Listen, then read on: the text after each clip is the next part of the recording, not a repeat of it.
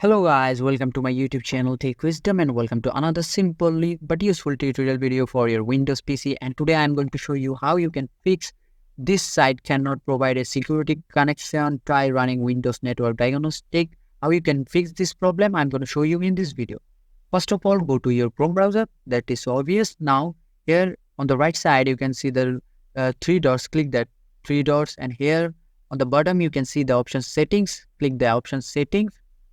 And on the left side, you can see privacy and security. Click that option again. Scroll down. And here is the security option. Click the security option here. And here, scroll down. And you can see no protection option. Just click that option here and select turn off. And now here, just click with custom and select the custom option here. And now select next, D and S. And after this, close this. And this problem will be solved. So this is the video, and if this video is helpful for you, please consider subscribing to my channel, and I will catch you guys in the next